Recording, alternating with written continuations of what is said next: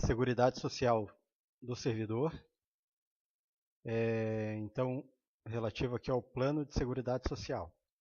Né? O que tem nesse plano de Seguridade Social para o servidor? Ele vai ter aposentadoria, auxílio natalidade, salário família, licença para tratamento de saúde, licença a gestante adotante e a licença paternidade, licença por acidente em serviço, assistência à saúde e garantia de condições individuais e ambientais de trabalho satisfatórias. E o que vai ter aqui de benefício para o dependente? Né? A pensão vitalícia ou temporária por morte do servidor, auxílio funeral também por morte, auxílio reclusão se o servidor for preso e assistência à saúde. Servidor de cargo em comissão só vai ter direito à assistência à saúde, pois no resto ele é amparado pela Seguridade Social, né? O mesmo regime do sistema privado. O servidor afastado ou licenciado sem remuneração, ele vai ter suspenso o vínculo com o plano, mas ele pode manter esse vínculo se ele mantiver os pagamentos da contribuição em dia. Se ele continuar pagando, né? Então, quais são os benefícios aqui? Primeiro, a aposentadoria. Ela pode ser de 3 tipos aqui, por invalidez permanente, compulsória ou voluntária. A invalidez permanente,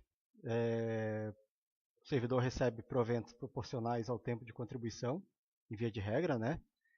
Mas eles podem ser integrais se for decorrente de acidente em serviço, moléstia profissional, ou doença grave, ou contagiosa, ou incurável.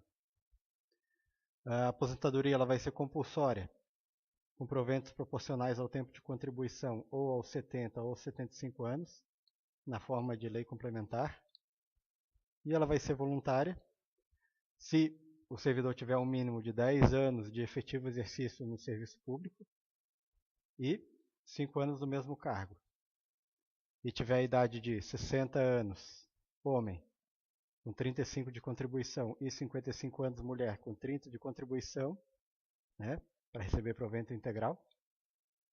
Ou 65 anos, homem, e 60 anos, a mulher, com provento proporcional ao tempo de contribuição.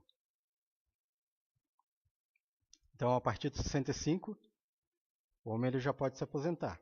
Ele só tem que ter 10 anos de efetivo serviço, né, serviço público, e 5 anos no mesmo cargo. Ou então, aos 70 ou aos 75, ele é obrigado a se aposentar, daí é compulsório. Esses requisitos de idade são reduzidos em 5 anos, quando for professor com exclusivo exercício na educação infantil e no ensino fundamental e médio. Segundo benefício aqui é o auxílio natalidade. É um valor, então, equivalente ao menor vencimento do serviço público no nascimento. Seja ele para a servidora que estava grávida ou para o servidor, caso a esposa dele não seja servidora pública, né? E 50% a mais se for gêmeos. Terceiro é o salário família, é devido ao servidor ativo ou inativo que receba menos de um salário mínimo. Então ele é pago por dependente econômico. O que é o dependente econômico aqui? O cônjuge, filho ou enteado até 21 anos, se for estudante até 24 anos, se for inválido qualquer idade, algum outro menor de 21 que viva com ele e que tem por autorização judicial, e mãe e pai sem economia própria. Não estará sujeito à tributação, né? Esse dinheiro do salário família não vai sofrer tributação, e ele também não serve de base para outras contribuições. Quarto benefício é a licença para o tratamento de saúde, que é a pedido ou de ofício, com base em perícia médica, sem prejuízo da remuneração. Então, continua recebendo salário. Se o prazo for menor de 15 dias, dentro de um período de 1 ano, poderá ser dispensada da perícia oficial. A licença que exceder 120 dias, nesse período de 1 ano também, 12 meses, será concedida só mediante avaliação de junta médica, e não um médico só. O atestado e o laudo dessa junta, eles não vão expor o nome da doença, salvo se for acidente em serviço, doença profissional ou doença de aposentadoria por invalidez. Né? Essas que já estavam listadas aqui nessa primeira aposentadoria por invalidez. Daí vai constar o nome da doença, senão não. Todos os servidores passarão por exames periódicos.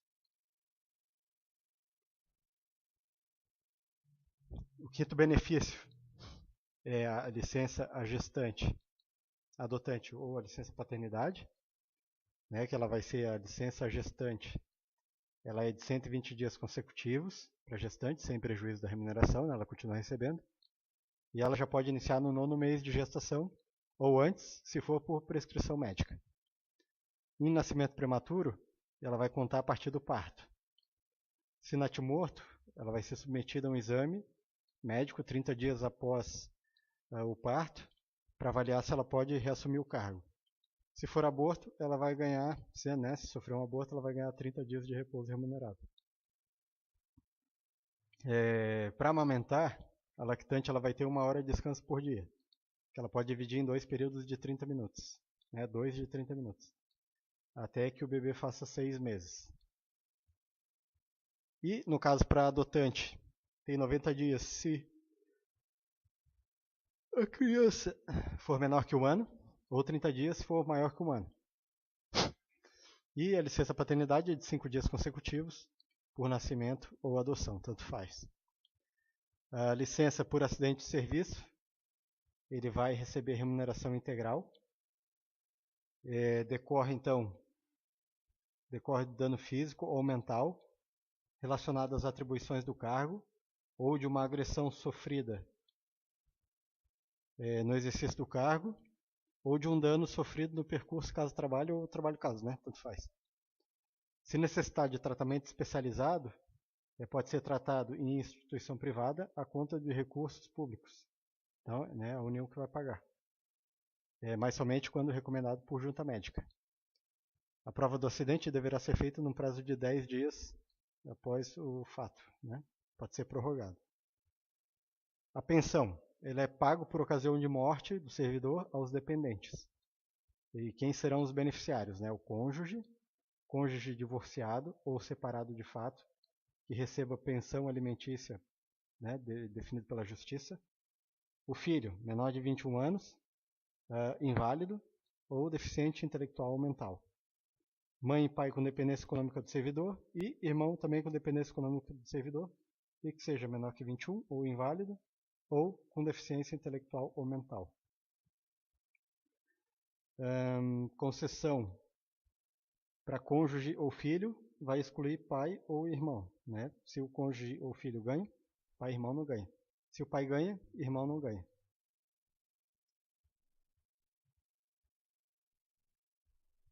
A pensão pode ser requerida a qualquer tempo, porém, só sobre os últimos 5 anos. E quem que não vai ter direito à pensão? Né? Beneficiário condenado por crime, por morte dolosa do servidor, com trânsito em julgado. E o cônjuge, se houver fraude no casamento ou união, ou a formalização for com fim exclusivo para receber o benefício.